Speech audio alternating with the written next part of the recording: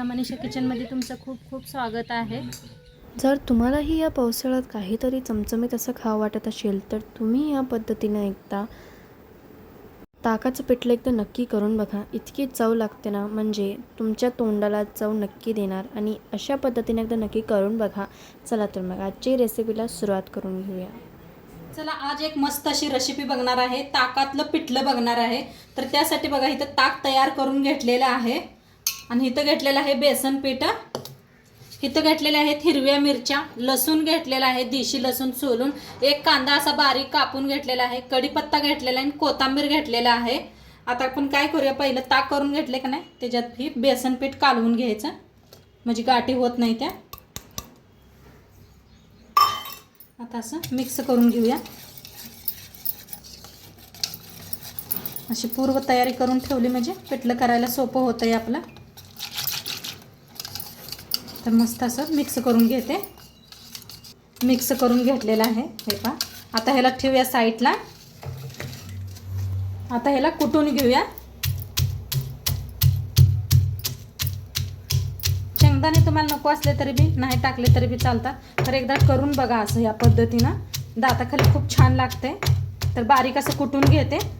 आता मस्त असं बारीक कुटून घेतलेलं आहे, काढून घेते एका प्लेटात। आता कढाई ठेवलेली आहे, कढाई चांगली गरम झाली, तेल ओतूया फोडणीसाठी।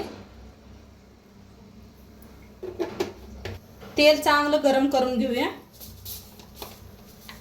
आता तेल चांगलं गरम झालेलं आहे, त्याच्यात टाकूया मोहरी। बघा तेल चांगलं गरम झालं की नाही कशी मस्त अशी मोहरी तटतटायला लागली। आता त्याच्यातच टाकूया एक चमचा जिरं, हिंग। आता त्याच्यातच टाकूया कांदा आणि कढीपत्ता।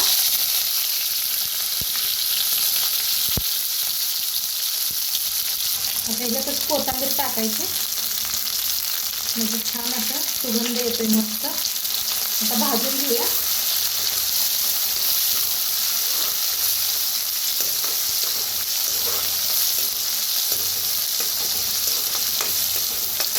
आता हिरवी मिरची, शेंगदाणा, लसूण वाटून घेतलं होता ते बी भाजूया।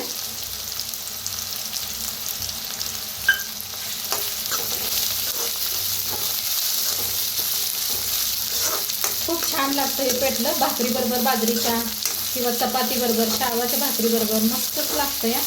तर एकदा माझ्या पद्धतीनं करून बघा तुम्ही, खूप छान लागते। तर आता छान असं भाजून घेऊया।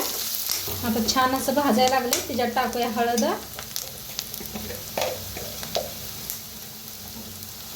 एक अर्धा चमचा हळद टाकलेली आहे। मिक्स करून भाजूया हळदीला बी।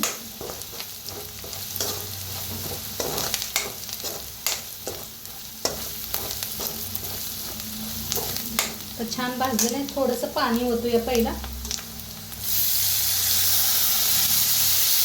एक वाटीभर पाणी ओतलेलं आहे म्हणजे छान मसाला शिजला जातोय, भाजला जातोय। आता चवीप्रमाणे मीठ टाकूया।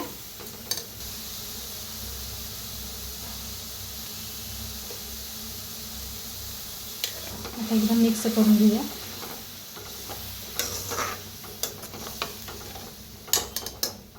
मस्त असं शिजायला लागलेलं आहे, मस्त शिजले। आता जे आपण ताक कालवून घेतलं होतं बेसन पीठ ते ह्याच्यात ओतूया, हलवून घेऊया पहिला।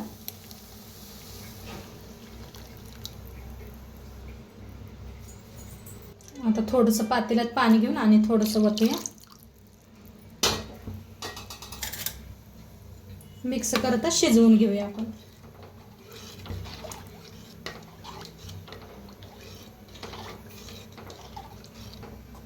तर मस्त असं पिठलं शिजायला लागले, हलवतच शिजवून घ्या नाहीतर गाठी होते। आता हे पहा असं मस्त असं हलवायचं म्हणजे गाठी होत नाही, त्या अजिबात गाठी नाहीत, काय नाही, मस्त झालेलं आहे।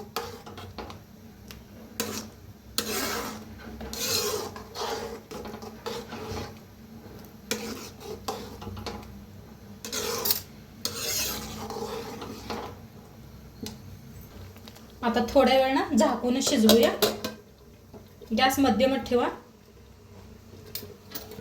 तर तर बघूया आपलं पिठलं शिजलंय का. काय मस्त शिजायला लागले पहा. काय कलर बी मस्त आलाय. एकदा मिक्स करूया. थोडंसं असं पातळच ठेवायचं, जसंही थंड होईल तसं खूप घट्ट होतं या.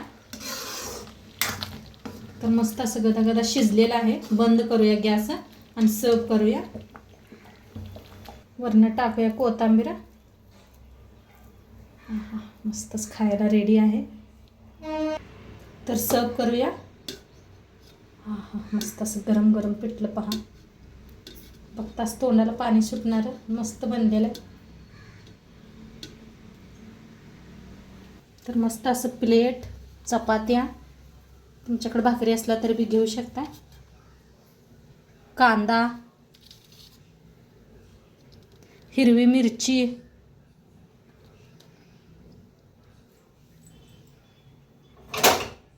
वर टाकायचा असा थोडासा कांदा,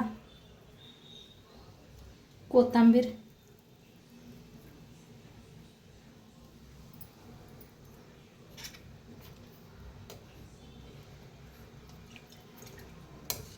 मस्त असं तूप,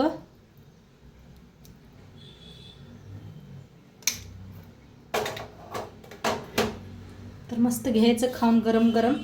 तर आजची रेसिपी नक्की सांगा कशी वाटली. आणि चॅनलवर नवीन असाल तर चॅनलला सबस्क्राईब करा. उद्या भेटूया अशाच नवीन नवीन रेसिपीसोबत. तोंडपातूर खात राहावा, मस्त राहावा आणि शेवटपात्र व्हिडिओ बघितला पाहिजे. तुमचं सर्वांचं मनापासून धन्यवाद. बाय.